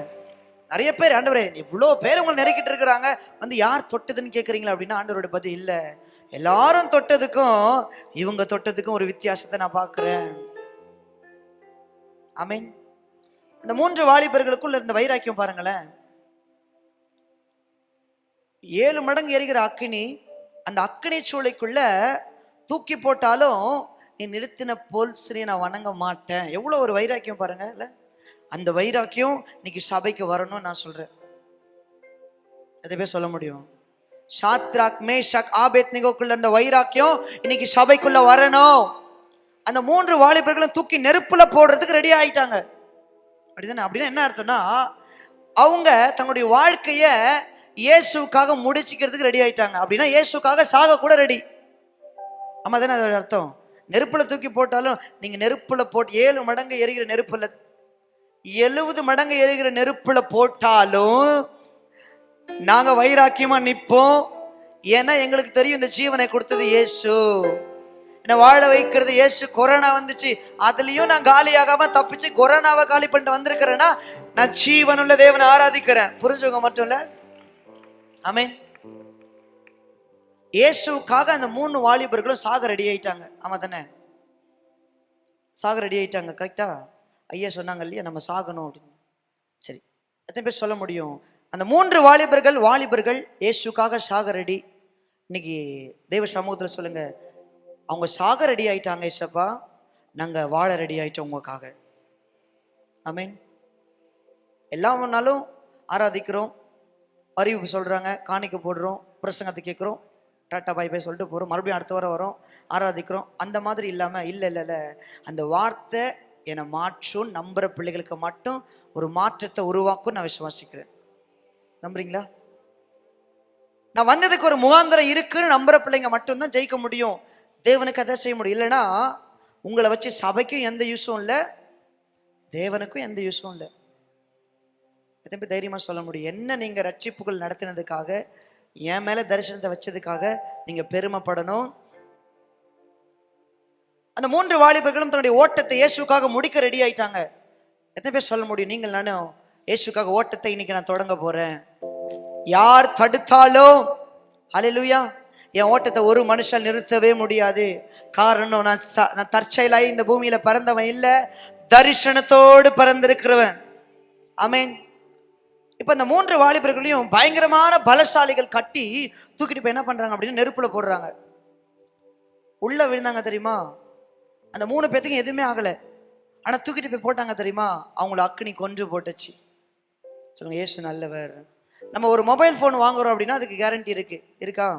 நம்ம ஒரு டிவி வாங்குறோம்னா அதுக்கு கேரண்டி? எதை பேர் சொல்ல முடியும் மனுஷனுக்கு கேரண்டி இருக்குன்னு? இருக்கா இல்லையா? நல்லா கையை உயர்த்தி. இருக்குன்னா இருக்கு, இல்லைன்னா இல்லை தானே? ஆமா, மனுஷனுக்கு கேரண்டி இல்லைன்றதை நம்ம தெரிஞ்சுக்கிறோம். நான் ஒன்று சொல்லவா, எந்த மனுஷனுக்குள்ள தரிசனம் இருக்கோ அவனுக்கு கேரண்டி இருக்கு. நம்புறீங்களா? இப்ப கேரண்டி இருக்கா இல்லையா? இருக்குன்னா உனக்கு நீ தரிசனம் பெற்றவன் அர்த்தம், இல்லைன்னா தரிசனம் இல்லாதவன் அர்த்தம். ஆண்டவரே, நான் ஏசப்பட்ட ஒரு கேள்வி, ஏசப்பா இந்த உள்ள விழுந்தாங்களே 7 மடங்கு எரியிற நெருப்புக்கு உள்ள விழுந்துட்டாங்க, இவங்களுக்கு எதுவுமே ஆகல, ஆனா தூக்கிட்டு வந்து வெளியில தான் என்ன போட்டாங்க, ஆனா அவங்க செத்து போயிட்டாங்களே ஏசப்பா அப்படின்னா அவரோட பதில், இந்த உள்ள இருக்கிறாங்க தெரியுமா, உள்ள புரிஞ்சவங்க மட்டும் கை தட்டுவாங்க. இந்த உள்ள இருக்கிறவங்க தெரியுமா, அவங்க தரிசனம் பெற்றவங்க. இந்த உள்ள இருக்கிறாங்க தெரியுமா, அவங்க கேரண்டி உள்ளவங்க. அவங்க உயிரோடு இருக்கிற வரைக்கும் ஒரு மனுஷன் அவங்களுக்கு முன்னாடி எதிர்த்து நிற்க முடியாது. ஏன்னா அவங்களுக்குள்ள தரிசனம், அவங்க எலும்புக்குள்ள தரிசனம். முடி கூட கருகலையா? ஏன் ஒரு முடி கூட கருகலைன்னா அவங்க முடி கூட தரிசனத்தால உருவாக்கப்பட்டது. எவ்வளவு நல்ல தெய்வம் இல்ல? உங்களை என்ன ரொம்ப நேசிக்கிறார். நீங்கள் நானும் எழுந்து கத்தற்காய் ஓட வேண்டிய ஒரு காலம். இன்னும் எத்தனை காலம் சபையிலே நம்ம உட்கார்ந்து இருக்க போறோம், அப்படிதானே? எத்தனை பேருக்கு ஆசை இருக்கு இயேசுக்கு அதை ஒன்று செய்யணும்னு? உண்மையா ஆசை இருக்குல்ல? நம்ம எதையும் கொண்டு போக போறதில்லை, நம்ம சேர்த்து வைக்கிற சொத்து பணம் எதுவுமே கொண்டு போக போறதில்லை. என்னைக்காவது ஒரு நாள் இந்த உலகத்துடைய ஓட்டம் முடியும், நம்புறீங்களா? என் இதயம் துடிக்கிறது நிற்கும், என் சுவாசம் என்னை விட்டு போயிடும் என்னைக்காவது ஒரு நாள். ஆமா தானே? ஆனா அன்னைக்கு நான் தேவ சமூகத்தில் போய் நிற்பேன். நம்புறீங்களா? இன்னைக்கு நான் எதுக்கு பின்னாடிலாம் ஓடுறேனோ அதெல்லாம் என்ன கைவிட்டுரும். நான் யாரை வேணான்னு நினைக்கிறேனோ அவர் முன்னாடி தான் போய் நிற்பேன். அவர் என்னை பார்த்து சொல்லணும், இந்த பூமியில் இருக்கிற வரைக்கும் உன்னை எதுக்காக நான் உருவாக்கணும், உன்னை எதுக்காக நான் தரிசனத்தை வச்சேனோ அதை நீ நிறைவேற்றின. உண்மையும் முத்தமுள்ள விசுவாசியே, உன் எஜமானுடைய சந்தோஷத்துக்குள்ள பிரவேசின்னு சொல்ற அந்த வார்த்தை கேட்க எத்தனை பேருக்கு ஆசை? நம்ம தான் இயேசுக்கு ஓடணும். நம்ம தான் இயேசுக்கு சொல்லவா, குப்பை பிறக்கிற ஒரு மனுஷனையே கர்த்தர் பயன்படுத்த முடியும்னா ஏன் உங்களை பயன்படுத்த முடியாது? வாஞ்ச என் நாமத்தை அவன் அறிந்திருக்கிறபடினால அவனை உயர்ந்த அடைக்கலத்துல வைப்பேன் என்று சொல்லி வாக்கு பண்ணுகிற கர்த்தர். உள்ள விழுந்த ஆண்டவரே, ஏன் ஆண்டவரே ஒரு நெருப்புல விழுந்த இந்த 3 பேத்துக்கு எதுவுமே ஆகல, உள்ள இருந்த விழுந்த இவங்களுக்கு ஏன் ஆண்டவர் எதுவுமே ஆகல அப்படின்னா அவருடைய பதில், மற்றவங்க பார்வையில அவங்க நெருப்புல விழுந்துட்டாங்க, ஆனா ஏன் பார்வையில நான் சொல்றது உள்ள இருக்கிறவங்க, அங்க உள்ள இருக்கிறவங்க புரிஞ்சவங்களுக்கு தான் தெரியும். இங்க உள்ள இருக்கிறவங்க மற்றவங்களுடைய பார்வை வெளியில இருந்து பாக்குறவங்க தான் அவங்க நெருப்புல விழுந்துட்டாங்கன்னு நினைக்கிறாங்க. இல்ல இல்ல இல்ல, அவங்க விழுந்தது நெருப்புல இல்லப்பா, என் கரத்துல. அவங்க கண்ணுங்கள்ல இருந்து வடிகிற ஒவ்வொரு சொட்டு கண்ணீரும் கீழே விழல, என்னுடைய கரத்துல, என்னுடைய துருத்தியில. ஏன்னா அவங்க தரிசனத்துக்காய் உருவாக்கப்பட்டவர்கள். அவங்க என்ன மறந்துட்டு போயிடலாம், ஆனா நான் அவங்கள ஒரு நாளும் மறக்க மாட்டேன்னு சொல்ற ஒரு நல்ல தகப்பன். ரொம்ப நல்லவர் ஏசப்பா. மாயமான அன்புக்கு பின்னாடி ஓடிட்டு இருக்கிறோம். இல்ல இல்ல, ஏசோடைய அன்பு தான் உண்மையான அன்பு. சொல்லுங்க, எழுப்புதல உண்டாக்க போறது நான் தான். நான் எப்படி சொல்றேன், யார் ஆட்சியில் இருக்கிறா, யார் ஆளுகை செய்யறா, அதை பத்தி எனக்கு கவலையே இல்லை. ஆனா எழுப்புதல் வீரன் தான். இப்ப இந்த ராஜா உள்ள இருக்கிறவங்களை எப்படி பாக்குறான்னா பிரமிப்பா பாக்குறான். கரெக்டா? அப்படிதானே? 3 பேருக்கு தானடா உள்ள போட்டோம், ஏதோ 4ஆவதா ஒரு நபர் உள்ள உள்ளாவிட்டு இருக்கிறாரு. நான் சொல்றேன், உள்ள உள்ளாவிட்டு இருக்கிறாரு. அவர் கண்ணுக்கு தெரியல, இந்த உள்ள உள்ளாவி கொண்டிருக்கிறார் 4ஆவது ஒரு நபராய். ஆமென். ஆனா உள்ள இருக்கிறவங்களுக்கு தெரியவே தெரியாது, 4ஆவதா ஒரு நபர் என்னை சுற்றி பரிசுத்த ஆவியானவர் அவர் உள்ளாவி கொண்டிருக்கிறார். 3 பேத்துக்கும் என்னடா இவ்வளோ பிரச்சனை, இவ்வளோ போராட்டம், இவ்வளோ பாடி, இவ்வளோ உபத்திரவம், இவ்வளோ கண்ணீர் வருது, இன்னும் என் முடி கூட கருகிறனா? காரணம், நீங்க அறியாத, உங்களுக்கு தெரியாத ஒரு நபர் உங்களை சுற்றி, இப்பவும் உங்களை சுற்றி சுற்றி சுற்றி சுற்றி. புரிஞ்சுக்க மட்டும் இவங்க பிரமிப்பா பாக்குறாங்க. பிரமிப்பா உங்களை ஏன் பாக்குறாங்கன்னு ஆண்டவர் கேள்வி கேட்டா, இந்த உள்ள இருக்கிறாங்க தெரியுமா, நான் சொல்றது உள்ள இருக்கிறவங்க, இவங்க பிரமிக்கத்தக்க அதிசயமாய் உண்டாக்கப்பட்டவர்கள். அதனாலதான் மத்தவங்க நம்மளை பார்த்து பிரமிப்பா பாக்குறாங்க. எப்படா இவனுக்கு இந்த உயர்வு, நமக்கும் அதே பிரச்சனை, இவனுக்கும் அதே பிரச்சனை, ஆனா இவன் சந்தோஷமா இருக்கிறானே எப்படி? பிரமிப்பா உங்களும் என்னை பார்க்கறதுக்கு காரணம் என்ன தெரியுமா? நீங்களும் நானும் பிரமிக்கத்தக்க அதிசயமாய் உண்டாக்கப்பட்டபடினால மற்றவர்கள் உங்களை என்னையும் பிரமிப்பா பாக்குறாங்க. நல்ல கையை தட்டி ஏசப்பாவுக்கு. இப்ப என்ன நடக்குதுன்னா, முடிக்கிறேன், எந்த ராஜா அவங்க சொந்த தேசத்துல போய் அவங்களை அடிமைகளாய் கொண்டு வந்து அடிமைகளா வைத்தானோ, அதே ராஜா சொல்றான், இவங்க வணங்குற தெய்வம் தான் உண்மையான தெய்வம். எந்த ராஜா இந்த சிலையை வணங்கலாம் தூக்கி நெருப்புல போட்டுருவோன்னு சொன்னானோ, அதே ராஜா தான் சொல்றான், இவங்க வணங்குற தெய்வம் தான் உண்மையான தெய்வம். எந்த ராஜா சவால் விட்டானோ, உன்னை என் கைக்கு இந்த அக்னி சொல்லிக்கும் தப்பு வைக்க போற தேவன் யார் என்று அந்த ராஜா சவால் விட்டானோ, அதே ராஜா தான் சொல்றான், இவங்க வணங்குற தெய்வம் தான் உண்மையான தெய்வம். எத்தனை பேர் சொல்ல முடியும்? மற்றவங்க சொல்லணும் என்ன பார்த்து, நம்ம எல்லாம் ஏசப்பாவை பைபிள்ல தேடுறோம், அப்படிதானே? ஆனா மற்ற ஜனங்க ஏசப்பாவை உங்ககிட்ட என்கிட்ட தேடுவாங்க. இவங்களாம் பைபிள் தூக்கிட்டு சர்ச்சுக்கு போறாங்க, சொல்றாங்களா? ஏன்னா அவங்க இயேசுவை உங்ககிட்ட என்கிட்டயும் தேடுறாங்க. நான் வாழ்ற வாழ்க்கை ஒரு சபைக்கு கொண்டு வரும். எத்தனை பேருக்கு ஆசை, குறைஞ்சது என் வாழ்நாள் முடியறதுக்குள்ள ஒரு 5 பேரையாவது நான் ரட்சிப்புகள் நடத்திடணும். நான் ரொம்ப சொல்றது ரொம்ப கம்மி, 5 பேராவது. எத்தனை பேருக்கு அந்த ஆசை? நான் பிறந்ததுல இருந்து இப்ப நான் சொல்லவா, ஒரு நண்பர்கள் உங்க கூட இருப்பாங்க தெரியுமா, ரட்சிக்கப்படாத நண்பர்கள். இவங்களாம் ஏன் உங்க கூட இருக்கிறாங்கன்னா, எப்படியாவது நீங்க அவங்கள ஆதாயப்படுத்துருவீங்கன்ற ஒரு எதிர்பார்ப்பு தேவன் உங்க மேல வச்சிருக்கிறாரு. எத்தனை பேர் சொல்ல முடியும், ஏசப்பா உங்களுக்காக நான் வாழ ரெடி? அப்படியே கைகளை உயர்த்தி, தேங்க்யூ ஜீசஸ், ஹல்லேலூயா. உயிர் வாழும் நாட்கள் எல்லாம் ஓடி ஓடி உழைத்திடுவேன். நான் முடிக்க போறேன். 2 கையை நான் எப்படி சொல்றேன், ஏசப்பா என் ஓட்டத்தை உங்களுக்காக நான் தொடங்க ரெடி. சிலருக்கு இந்த வார்த்தைகள்லாம், இந்த சாட்சியெல்லாம் கேட்டு இந்த காதுல வாங்கி இந்த காதுல போயிடுச்சு அப்படின்னா அவங்கள வச்சு எதுவும் பண்ண முடியாது. இல்ல, இந்த காதுல வாங்கின அந்த சத்தம் உள்ளத்துல ஏதோ ஒன்று பண்ணுது அப்படின்னா உங்க கையை உயர்த்தி தேவ சமூகத்துல, பிஸ்கெட்டுக்காக தான் கையை தூக்குனேன், நாட்கள் ஆனது, சபைக்கு போக ஆரம்பிச்சேன், என்னை கர்த்தர் தொட்டார், ஞானஸ்நானம் எடுத்தேன், அபிஷேகம் பெற்றுக்கொண்டேன், ஊழிய அழைப்பை பெற்றுக்கொண்டேன். ஊழியத்துக்கு வந்து 5 வருஷம் தான் ஆகுது. நிறைய பேர் நம்ப மாட்டாங்க, ஊழியத்துக்கு வந்து 5 வருஷம் தான் ஆகுதா? உங்க அப்பா பாஸ்டரா அப்படின்னா, இல்ல அப்பா பாஸ்டர், நான் ஊழியத்துக்கு வந்து 5 வருஷம். 5 வருஷத்துக்குள்ள இந்த அளவுக்கு கர்த்தர் உயர்த்திட்டாரா? இந்த பாட்டு பாடாத சபையே இல்லை, அந்த அளவுக்கு கர்த்தர் மாத்திட்டார் 5 வருஷத்துல. ஆமென். சரி, நான் இயேசுக்காக நான் வாழ ரெடி. நீ சும்மா சபைக்கு வந்துட்டு போற கூட்டத்தில் நான் இருக்க மாட்டேன். இயேசுக்காக அந்த ஷாத்ராக் மேஷக் ஆபேத்நேகோ போல வைராக்கியமா எழும்ப ரெடின்ற பிள்ளைங்க மட்டும் அப்படி எழுமணியிலங்களா உங்களுக்கு நான் ஜெபிச்சு முடிக்கிறேன். எல்லாரும் எழுந்திருக்க வேண்டாம், நான் இயேசுக்காய் வாழ்வதற்கு. Thank you Jesus. உயிர் வாழும் நாட்கள் எல்லாம் நீங்க சொல்லுங்க, ஓடி ஓடி உழைத்திடுவேன். ஹல்லேலூயா. உயிர் வாழும் நாட்கள் எல்லாம் ஓடி ஓடி உழைத்திடுவேன். அழைத்தீரே உம் சேவைக்கு என்னை அழைத்தீரே உம் சேவைக்கு அதை நான் மறப்பேனோ அதை நான் மறப்பேனோ உமக்காகத்தான் வாழ்கிறேன். உண்மையா சொல்லுங்க ஏசப்பா, நான் உங்களுக்காக வாழ்றேன் ஏசப்பா. இனிமே உம்மை தான் நேசிக்கிறேன். ஒரல சகடதரபோலியந்தரபோகத்தான் வாழ்கிறேன்.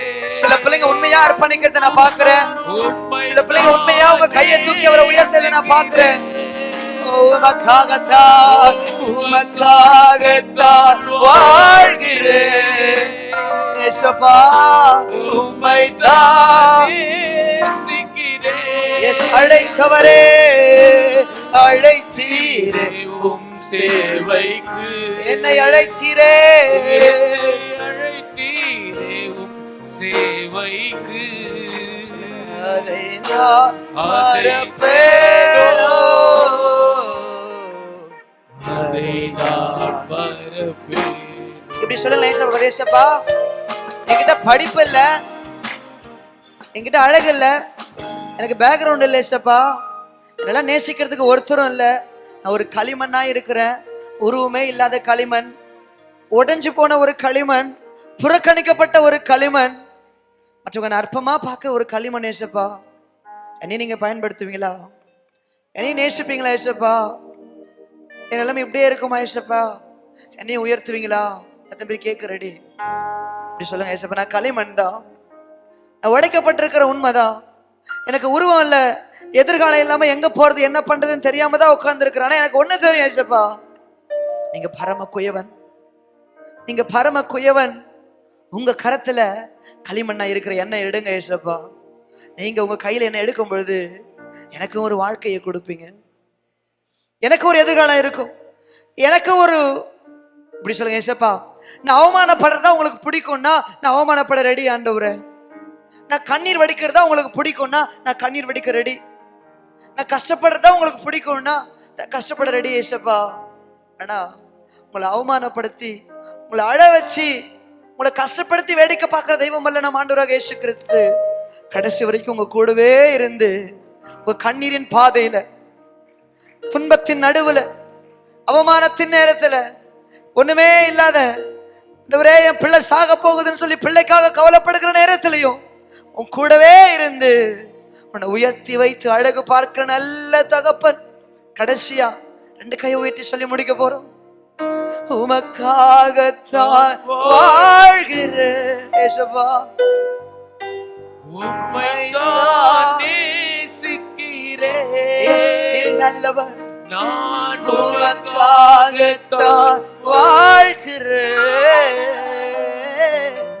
உம்மைத்தான் நேசிக்கிறேன். பலியாகி என்னை மீட்டீரே,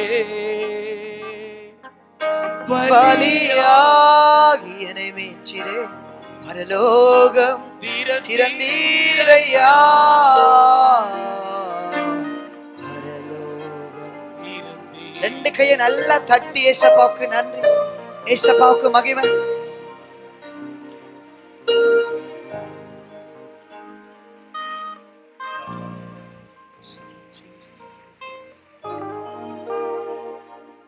ஆண்டவரே நாங்கள் துதிக்கிறோம்.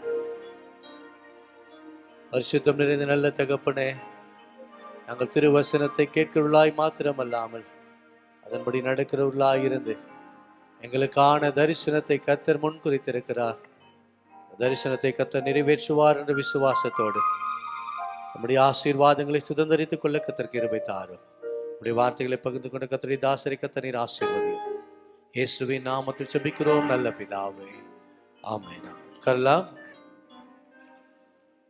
அல்லேலூயா.